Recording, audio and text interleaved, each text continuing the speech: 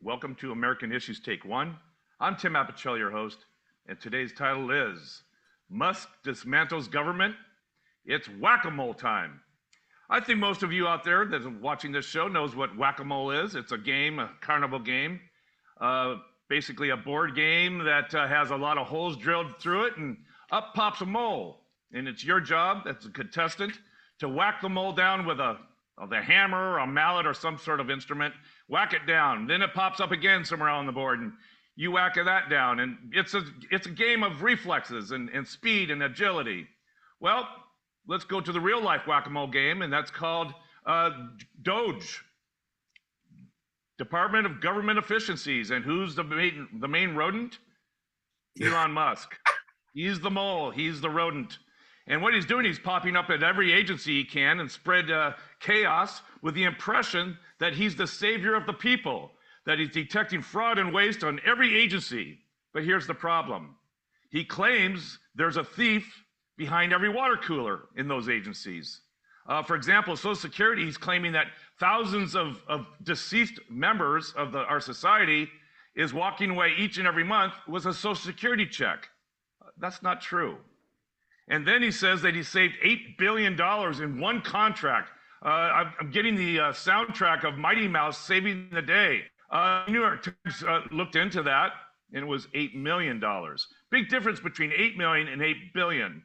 The point is that they're using the classic, and Trump too on this, they're using the classic sum to more form of argument. And that is to say, hey, we found some fraud and waste over here, therefore, it must be everywhere. And in this case, every agency that they try to look into. So what comes to mind when you make these kind of humongous claims is a combination between Mark Twain, and I'll just edit it a bit, their lies, damn lies, and the people that tell them. So here with me, our special esteemed guest to talk about some of those claims that Musk and Trump are making is Jeff Portnoy, senior partner of the legal firm Cades and Schutte, and Ben Davis, emeritus professor of law at the University of Toledo, and my co-host, Jay Fidell. Good morning. Jay, straight off to you. Here we have Musk, who has been told in front of the media by the White House that Musk is, yes, he's a special employee of the United States government, but in no way is he the head of DOGE. That has been made explicitly now, including some court documents that states that very thing. So here's the question. How does a government employee that's not in charge of an agency come in, freeze an agency, fire employees, gain access into some of the most sensitive data within the IRS or Social Security, and not be in charge of something? Or, second part of this question, is this a case where they don't want to identify his true position because there'd be a conflict of interest of the millions, if not billions of dollars worth of government contracts that Elon Musk receives from the United States government? It's a reality show. It's not true. It's a tissue of lies. There is no DOGE. It was never, created by Congress. What is DOGE? And who is DOGE? And who is running DOGE? And I suggest to you that what they said in court was not true. Musk is running DOGE, and Trump is running Musk. Everything that DOGE does, Musk is in control of, and Trump is in control of him. You got to hand it to Trump for setting up this coup. This is a coup without violence. It's a coup without firing a shot. Nevertheless, a coup. And it's creating more confusion, more chaos, more distraction than you could ever imagine. And he's good. He's really good at doing this. He learned a lot in his first term, and now he's playing it out in his second term. I feel that the country is buying into the lies.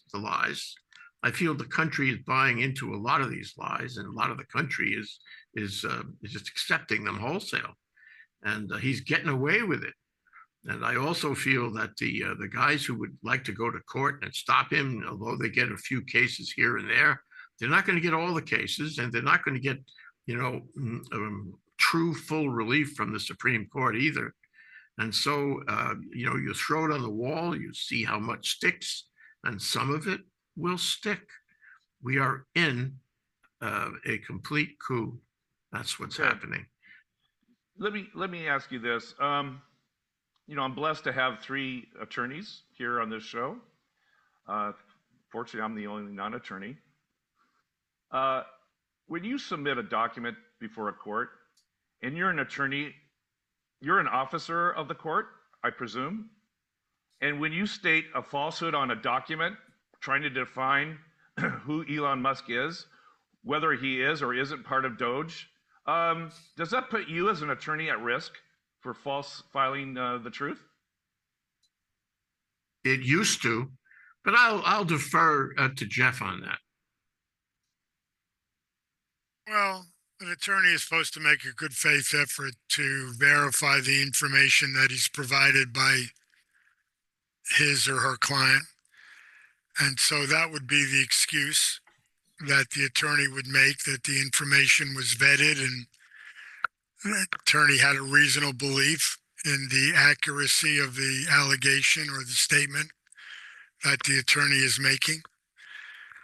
But, as Jay points out, we're in a virtual reality world where there is no truth. There are facts, and there are false facts, and there are falser facts, and there are falsest facts. But you keep talking about Musk, and the reality is that his 4-year-old son is running the government. So we ought to just get down to who's really running the government. And we saw that because we saw the son in the Oval Office acting out just like his crazy father. And that's the person that Trump is relying on, is that 4-year-old kid. Do you remember what he said? No, I don't remember what he said. He said, "You're not the president. Get out of here." Yeah, well, there you go. That just proves my suspicion. And, it's just the bizarre world. I mean, and they're getting away with it, and they will continue to get away with it. And a case will eventually make it to the Supreme Court. And unless we are very lucky, Trump will win, and that will embolden him even more. And as I've said on this show repeatedly, we just have to hang on until November of 2026 and pray and hope that the Democrats can take one branch of Congress. But until that time, hang on. It's going to be a wild ride. Okay, so even if Trump loses in court, there's a good chance we're not going to hear about that ruling because he's starting to control quite a bit of the media. Let me ask you this. A lot of firings, terminations that are occurring under the guise of these federal workers were probation employees. And presumably, if you're a probation employee, you're pretty much at will. But I've heard a lot of stories, some on the radio, some written, that a lot of these employees, not only did they pass their probation, they have ironclad documents saying that their probationary period is, over. Yet they've been terminated. What is their recourse, Jeff? If you were a probationary employee that, passed probation, had documentation from the agency in which you work saying that your probationary period is over, and you may even have performance evaluations saying your work is exemplary. What's your recourse as an employee? Where does this put these people who are out on the street and really probably doesn't have a lot of money hanging around for the services of an attorney? Well, that's their only option. It's going to put them into court. If they can prove that they have a contract of employment and the contract's been breached and they haven't been terminated for, malfeasance, then they've got a claim. The problem is that probationary employees don't have that protection. They're at will. I would guess that tens of thousands of federal employees don't have contracts. So they would be employees at will anyway, and they can be terminated in most states for any reason, and don't have to prove malfeasance. I mean, a reduction in force is Hmm. a legitimate reason for reducing employment and employees. So, I mean, what's the reality? The reality is that there's going to be 100,000 lawsuits filed. I mean, you're taking on the government. And so, frankly, most of these people are going to be unemployed, and hopefully find their way into the private sector unless they can prove some legal basis where they can't be terminated. And I think that is probably unlikely. And several of these people at the highest levels are simply appointees. Hmm. And so that's going to be the most interesting case, like the Inspector General case, when it finally makes its way through the courts, as to whether someone who's an appointee can be terminated for no cause.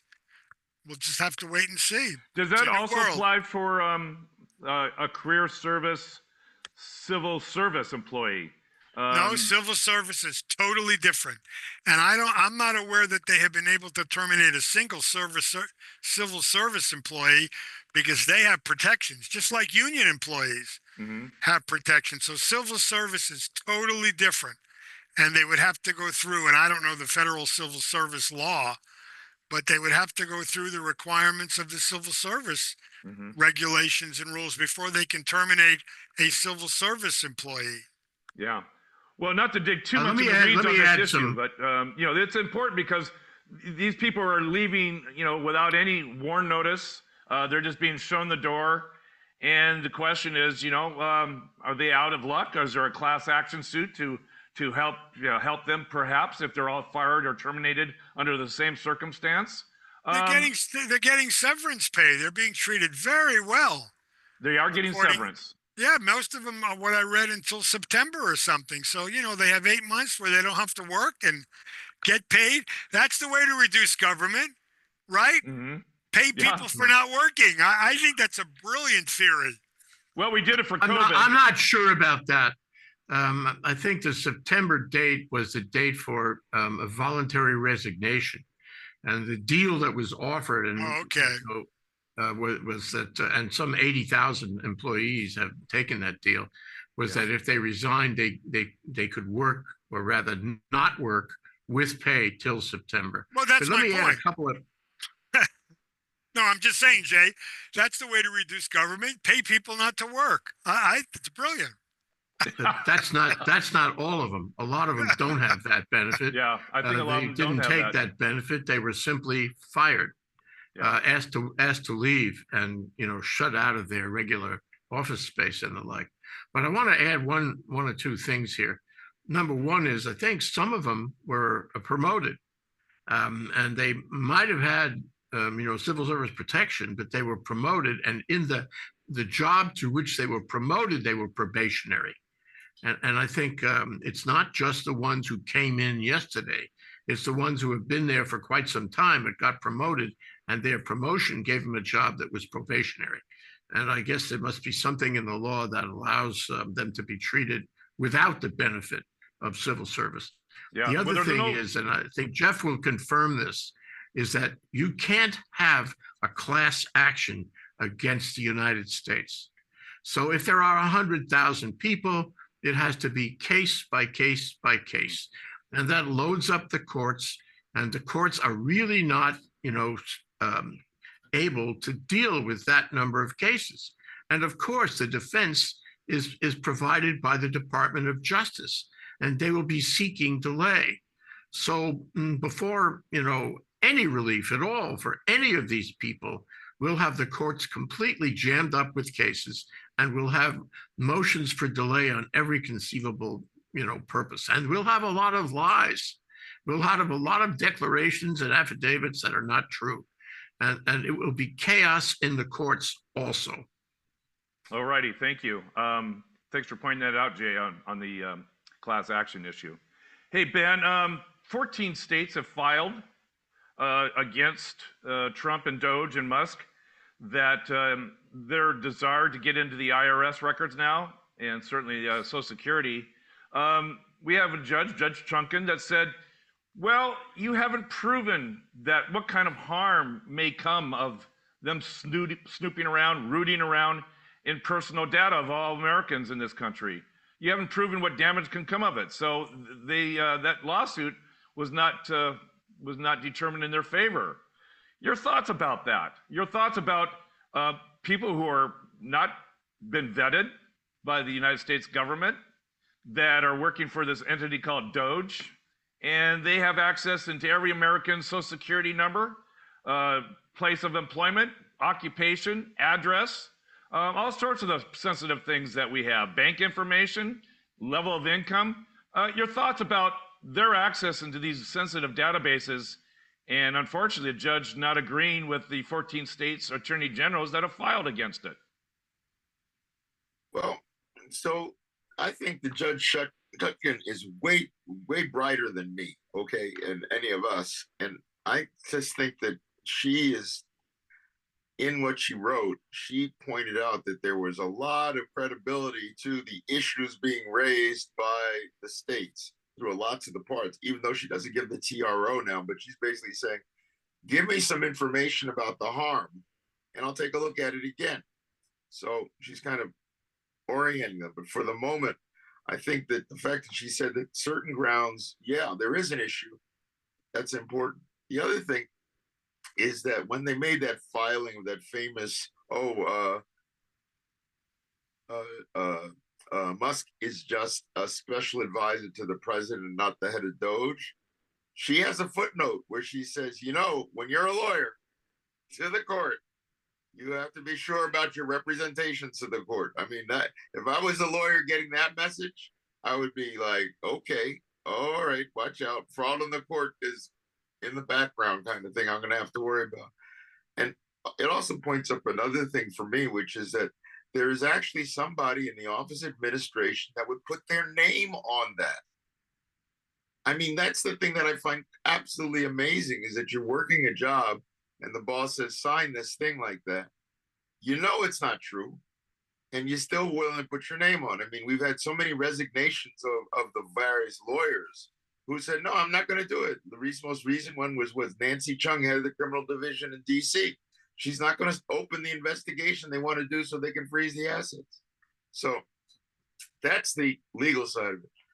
On the political side, as an ordinary human being, American, I think it's nonsense. I think it's nonsense. And there were demonstrations all over this country about, we don't want this. So, you know, stop them. And a lot of people were chanting, fire Musk. A lot of people were chanting, hey, hey, ho, ho, Elon Musk has got to go. And this kind of rooting around by snickering 19-year-olds is really bothering, from what I hear, a lot of people. And of course, you know, they're doing the vaporware thing one more time, just like they always do in Silicon Valley, saying they found all kind of waste and all that stuff. And then when you look into it, it turns out there's nothing there, or it's not anything particularly significant. But that, you know, I think that a lot of people are upset about all of that. I do know the way that people are responding is basically they're boycotting businesses now. I know there's a boycott scheduled for February 28th. There's a boycott of Amazon scheduled from March 7th to 14th. There's another, even a stop work, a general strike in the old, remember that? The old general strike is being called for March 14th. You know, I just got those in today. And I was like, so that's the way people are reacting. So. Yeah, but listen, let's look at the reality. First of all, and I'm not an expert on the standing, but I have serious questions to whether a state attorney general has standing to bring that lawsuit that they brought before the judge. Maybe an individual does, because it's an individual's records that are at risk. So I frankly think the judge's decision is absolutely correct.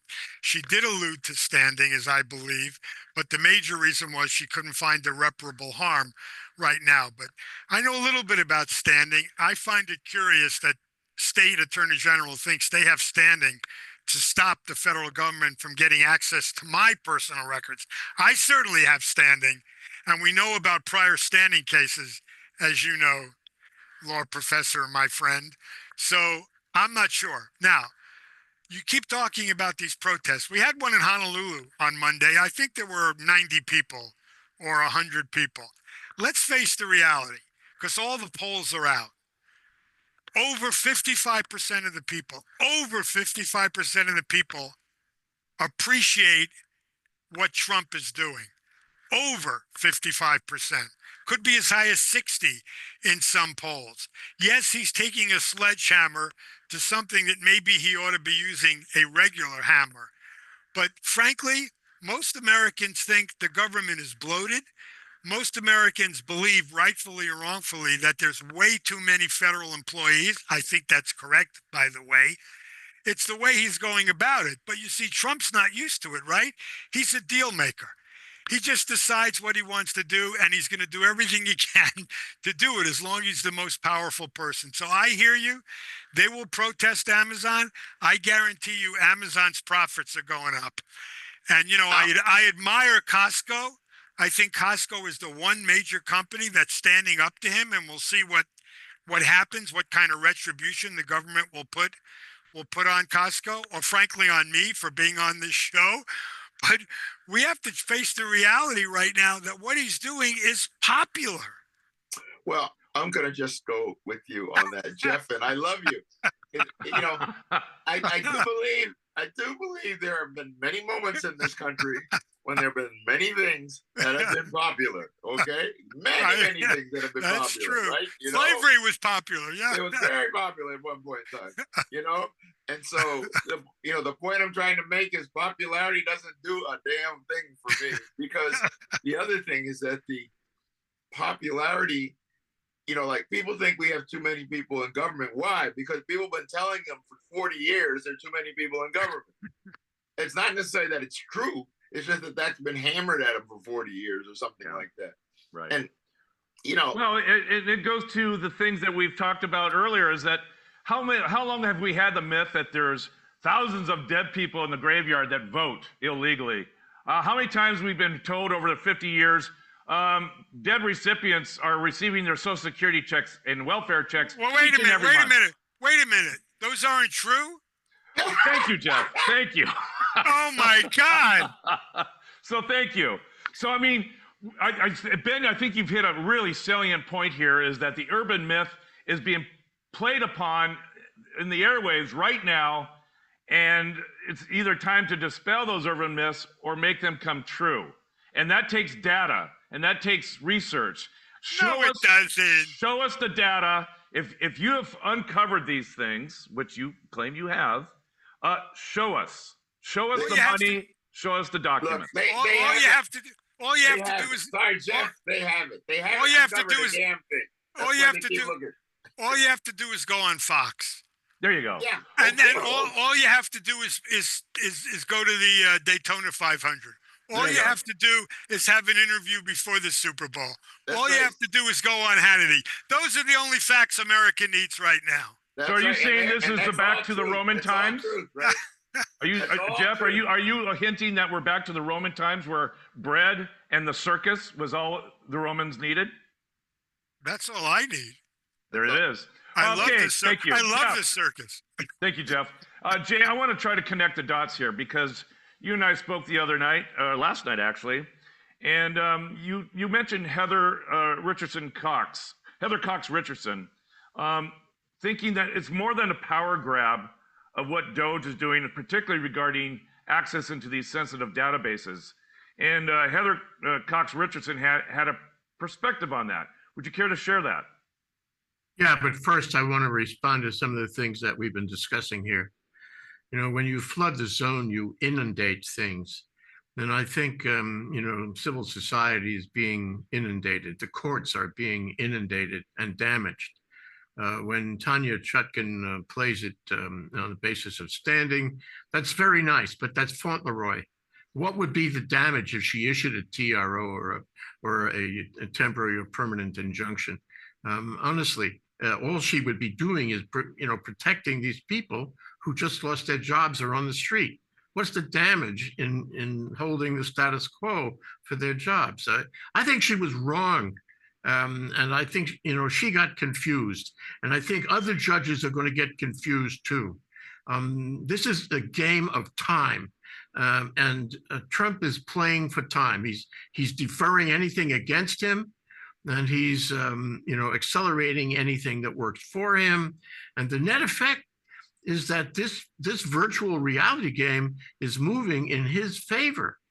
And the whole country is changing in his favor, and he's fooling people with his social media, which takes me to the point that Heather Cox Richardson made. And it was a theory, but it really rings true for me. So just a few of the dots to connect. Number one is Elon Musk is suing and also trying to buy OpenAI from Sam Altman. He is trying to get on top of AI. And in fact, I got an email this morning reporting that he had another AI project, another AI product, which he claims is better than all of the others. So he's putting a lot of effort into AI. I don't know how he has the time to wreck the government on the one hand, and build up his product line on AI. Okay, so we know he's interested. We know he understands about DeepSeek. We know he understands about AI in general and what it can do. Okay, the second thing is he owns X. And X is very popular because people think that, what Trump is doing is heroic. Some people, not me, but some people. And they come around. They come around on X, and so much information is being passed around. Disinformation is being passed around on X. It had billions and billions of subscribers. And then look at TikTok. TikTok, was supposed to go down on January 19th, but it didn't. It's still around. And Trump gave him a pass, even though he really didn't have authority to do that under the statute. He gave him a pass for 75 days, and I think it'll be longer than that. But why did he give him a pass? Why is Trump so interested in TikTok? If you put all that together, you get AI running on X and running on TikTok, and Musk and Trump controlling all three. What are they going to do with that? Well, let's look at AI for a minute. AI can understand your profile. And if AI has a large language model that includes all the data they have already gotten from Social Security, from the Internal Revenue Service and other agencies about us, they know how we operate. It's like this started, with NBC in the 30s, where they could make a profile of you and then, adjust their advertisements to meet the profile. And of course, that's been taken to new levels. But the levels that it can be taken to with AI are astronomical. And they will know your psychology. They will know how to get you to do this and don't do that, including voting. It's not just buying gizmos on the web. It's everything. They will change public opinion based on the psychology that AI will give them, the language in the message traffic, the approach, the frequency, the groups. AI can establish groups of people and, of course, use different messaging for different groups. So if you take AI, you take X, you take TikTok, you take the data from Social Security and the IRS and other agencies, you have an unbeatable combination. Now she's connecting those dots, and I would connect them the same way. So let me ask you this. Let me finish. Yep. Namely, they're going to be able to control public opinion on everything with that combination of technology and data. So remember Putin at a group in Russia that influenced the 2016 election through the use of social media? That was somewhat effective. I don't know to what degree, but it certainly did take place. Is this one and the same, or is it one and the same on steroids? Well, remember The latter. The latter. The latter. It's one and the same. That we don't even know the power that you could have with a given population, especially in a democracy, where the government has control and unlimited funds to play this game. And I think that's what they're gunning for. And arguably, Everything else, all the stuff we've been talking about, is a distraction, the chaos and the confusion and the court action, and people resisting but not being very effective at resisting. It's all on this path to control public thinking. It's out of a novel. It's out of a reality show. Okay. It's nothing different than what's been going on, other than it's the new technology. Just go watch the Manchurian Candidate. I mean, this is not new. There are new ways of doing it, but this is not new. Government's been trying to control what we think forever. I mean, I keep going back to George Orwell, who predicted this 41 years ago. I mean, Right. and by the way, the TikTok thing, don't forget why there was a movement to get rid of TikTok. It had nothing to do with TikTok other than the fact it was owned by the Chinese. If it was owned by you, Jay, nobody would have tried to get rid of TikTok. That was the reason, right? That the Chinese were spying on us. Well, the Chinese at this TikTok. point, They're laughing. They're laughing. They're having a great time. They're laughing at everything. But at this point, the Chinese are irrelevant, because at the end of this period, the government, he's creating a fund. The government will own TikTok, and he will control TikTok through the government. And the Chinese won't be involved at all. Well, unless someone in private industry wants to buy TikTok, and Musk has made a move and they say they won't sell it to him. We'll see what happens in 3 months. All righty. Well, let us assume that everything Jay said and you say is true. Okay. We can't assume that. No, we can't assume I just want to start there for fun. Okay. I tend to remember that there was a totalitarian state that had gotten to that level. It was called what? The Soviet Union, wasn't that? Was it? I mean, literally every single aspect of your life was the government controlled. Everything you could read, everything, right? And so, what did the ordinary Russian do? It was funny. I mean, like things like they pretend to pay us, and so we pretend to work. I mean, what I'm trying to say is that they're even with all of that, they can't control us. Yes, they can try to push us this way. Well, you can say that, Ben, but there's some people they can't control. Navalny, they can't control. His wife, they can't control, but they control a lot of people. And if you went into the highways and byways of Russia, most people get all their information from state TV, and they believe what Putin says. And that's the success of the totalitarian effort. Okay. And that is what these guys are trying to do here. Right. Yeah. Hey, Ben, let me suggest something. Yeah. There's a place in New York called Madison Avenue. And believe it, they get a lot of consumer data from a variety of different databases and research. And they're pretty successful at controlling consumer behavior. They do a really wonderful job of it. How is this any different or similar to the great minds of Madison Avenue? Yeah. Anybody? Go ahead. Let me answer that. We're not talking about Madison Avenue as this whole kind of technology evolved from the 1930s. We're talking about AI, where they know everything about you, and they can make psychological analyses of you, and they can figure out what words to use. AI can write the copy. This is way beyond anything that has existed before. And they will have you. They will have you psychologically. They will have you in your world, and they will capture your mind. So it goes way beyond what we know. Will that motivate me? It's not just business as usual. It's different. Yes, exactly. Well, maybe not you, Tim, but you're an exception. The fact is a lot of people in this country that could be had. Look at the increase in viewership over Fox News. What's that about? Look at the increase in people who buy into Trump's lies. What's that about? I think it's going to be much more going forward, much more. You know what the good news is? The good news is, as long as their ThinkTech exists, we're okay.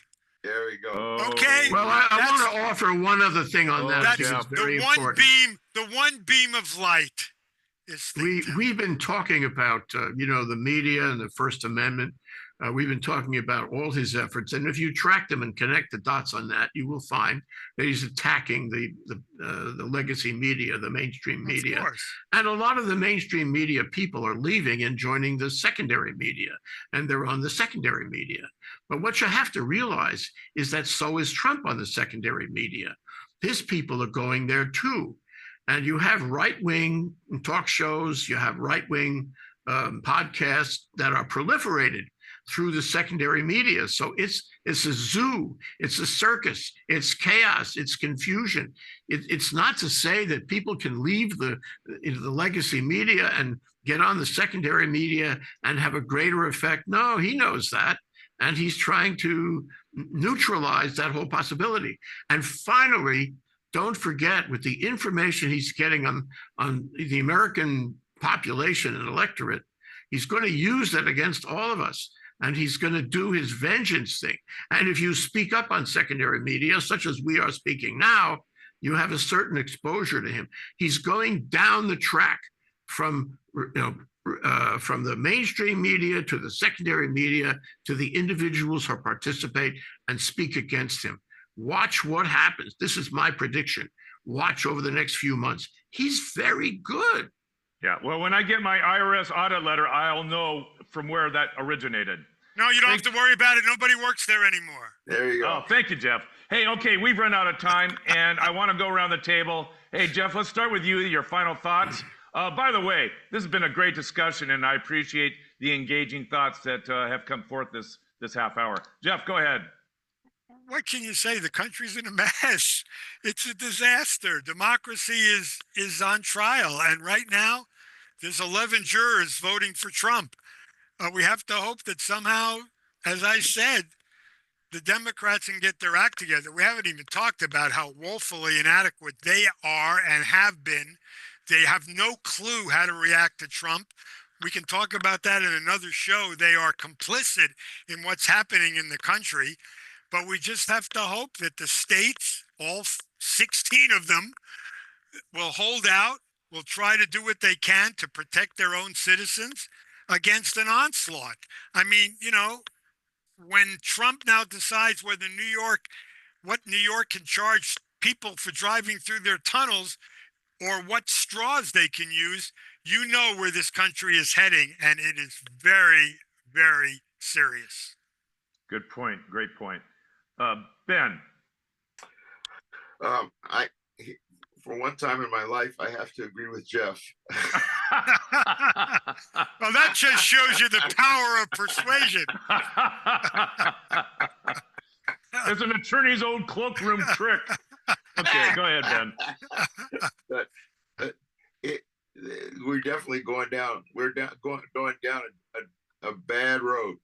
However, I remember a quote which was something along the lines of, whenever these things were going bad, did these people give up? No, they didn't give up. I'll go far back in slavery. When slavery was awful, did people give up? No. During segregation, when segregation was awful, did people give up? No. It's a question of resilience. It's a question of resilience. In World War II, when the folks were out there in the middle of nowhere, and the Germans said, "Would you please, what is it? Would you please surrender?" What was the phrase? Nuts! Right? You remember that? I mean, there is that thing, and I'm kind of the belief that there's enough of that sort of orneriness in this country to say nuts to stuff. Mm-hmm. Now, I don't know if it's a lot. I don't know what it is. I don't know what the percentage is, but I saw hundreds of people here in Charlottesville on Monday. Hundreds of people. Not just 90. Hundreds of people saying nuts at that point. Well, maybe those hundreds turn into thousands and beyond that. Yes, Jeff. No, I was thinking we're saying goodbye. Oh, well, soon, very soon. I'd like to get Jay in for his final thoughts, and then it's going to be sayonara. Go ahead, Jay. I'd like to talk about some myths. One is the myth, and Jeff pointed this out, that the Democrats they got it together enough to do anything. They don't. The second is that if you knock off your purchases to TikTok, I'm sorry. The second is that if you knock off your purchases from Amazon for a couple of weeks, you'll really make a point. That's really not so. You got to knock off your purchases to Amazon forever to make the point. And it's very limp. And I think the whole resistance thing is very limp. At the end of the day, I go back to Tim Snyder's one-line chapter where he says you got to make sacrifice. When the country understands they got to make sacrifice to get rid of him and to get back to democracy, and sacrifice means that some people will be sick, dying, dead. Those sacrifices will take us back. But until that happens, my view is he's going to get more and more powerful. One other thing is that if you go to court and lie these days, especially in a federal court, you have to cope with the Department of Justice, who doesn't care if you lied because they lie. And so these guys are now free to lie as much as they want. Forget about declarations and affidavits. There is no truth in court either. Even with a federal judge, you have to have two hands clapping, and there is only one hand clapping. So I'm very, very concerned about that. So I think, much cynicism. Well, can you be other than cynical now? Can we go to lunch? All right. Okay, let's go to lunch. I'll stop. Tim. All right. Look at. One other point. Tim, one other point. We, and Jeff alluded to this too, we make the assumption that there will be midterms, and at the midterms, the Democrats will have some kind of opportunity to, balance back to democracy, to get one house or both.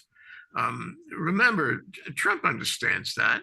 And I think a lot of what Trump is doing, a lot of the connecting the dots things that we are watching him doing is directly focused on the midterms. And he is going to try really hard to either A, win all the midterms by solidifying his public opinion, or B, not having midterms. As Ben wrote in a recent piece, he's going to do the emergency practice, and he's going to find an emergency to avoid the midterms altogether. Watch and see. Last thing, real quick, because it's a reality. There are 3 House seats up for election because 3 House members have joined the Trump cabinet. They are Republican districts. Let's see what happens in those 3 districts. It'll be a fascinating study of what's going on. Right. That's a good point. We've run out of time. Just a minute. Before you go to say goodbye, I'd like to thank you, Jeff, for attending ThinkTech Hawaii, specifically American Issues. Thank you for your attendance and your comments. I'd like to thank Ben Davis for the same. Ben, always a pleasure having you. And my co-host and my trusted friend, Jay Fidell. A bright light in the future of America. Absolutely, as you all are. Okay, so this is American Issues Take 1. I'm Tim Apicella, your host, and until next week, aloha.